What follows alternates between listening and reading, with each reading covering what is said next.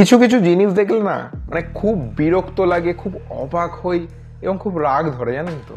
কারণ সাজিদ নাডিয়াডওয়ালার সব থেকে বড় সিনেমা, সব থেকে ব্যয়বহুল সিনেমা আসছে, কিন্তু সেই সিনেমাটা সে ঠিকঠাকভাবে প্রমোট করছে না। মানে সেই কোন জিনিসটাকে ছুঁড়লে দর্শকের কাছে তারা লুফে নেবে, সেটা নিয়ে একটা বাস তৈরি হবে, সেই জিনিসটাই ওরা জানে না যেন আমার মনে হচ্ছে। কারণ সিকান্দারের যতগুলো পোস্টার আপনারা দেখবেন, পোস্টারগুলো একটাও ইমপ্রেসিভ নয়। মনে হচ্ছে না যে একটা ভালো ডিজাইন করা পোস্টার। কখনো টিজার 2 থেকে একটা শর্টকে লাগিয়ে দেয় যে সালমান খান জাস্ট দাঁড়িয়ে আছে। কখনো দেখবেন একটা ভালা হাতে নিয়ে, ভালা বলে না কি বলে আমি জানি না, তো মাথার অর্ধেকটা কাটা। কি ভাই, এটা কি ফ্রেমিং?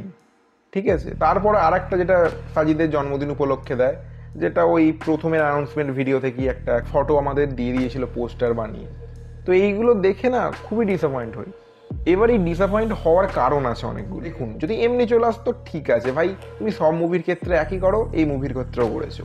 কিন্তু আমরা যখন বাঘি 4-এর পোস্টারগুলো দেখি না, মানে বাঘি 4-এর পোস্টার তো কালকে এসেছে, তো পোস্টারটা দেখেছি আমি, তখনই ভিডিও বানাবো ভেবেছিলাম।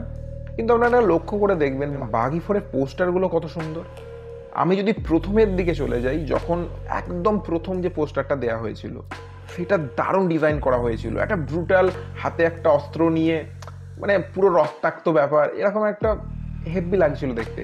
এবং ওখানে সঞ্জয় দত্ত, যে কিনা ভিলেন, তারও পোস্টারটা আপনারা দেখবেন, হাতে হিরোইনকে নিয়ে আছে, রক্তাক্ত, সে চেঁচাচ্ছে, এরকম একটা, যেটা দারুণ দেখতে লাগছে। এবং সঞ্জয় দত্তের বড় বড় চুল, সেই বাস্তবের কথা মনে পড়াচ্ছে।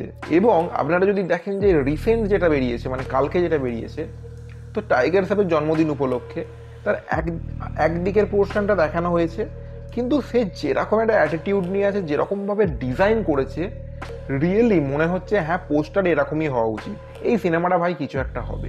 কিন্তু সিকান্দারের ক্ষেত্রে এরকম কেন? যেন খুবই তাড়াতাড়ি যা খুশি একটা করে বানিয়ে দিচ্ছে। কেন ভাই? তোমার সব থেকে বড় সিনেমা আসতে চলেছে, আগে ঠিকঠাকভাবে প্রমোট করো।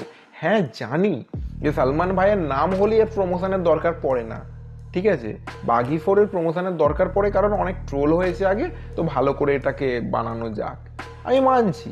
কিন্তু তা হলেও বা, মানে তুমি এত বড় মেগাস্টারকে নিয়ে আসছো, তো তাকে নতুনত্ব প্রোভাইড করো, যেগুলো দেখে লোক চমকে যায় যে এরকম আমাকে আগে দেখিনি আমরা।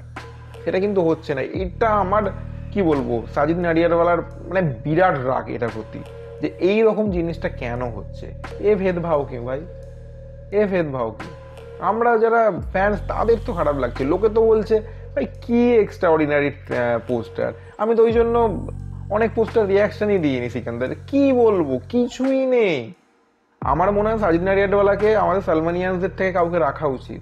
যে কিছু কিছু সালমানিয়ানস যেরকম এডিট করে না, মাথা খারাপ করে দেয় তারা, রিয়েলি কিছু বলার নেই। এখানে বাঘি 4-এর আমি নেগেটিভিটি করছি না, বাট খারাপ লাগে না। তবে বাঘি 4 নিয়ে আমি কিন্তু ভীষণ এক্সাইটেড, কারণ এর ডিরেক্টর খুব ভালো, এবং যে কাজটা আসতে চলেছে একটা ভাইব কিন্তু অন্য দিচ্ছে, কি বলেন? তো এখন এখানেই দেখা হচ্ছে পরের কোনো ভিডিওয়ে। জয়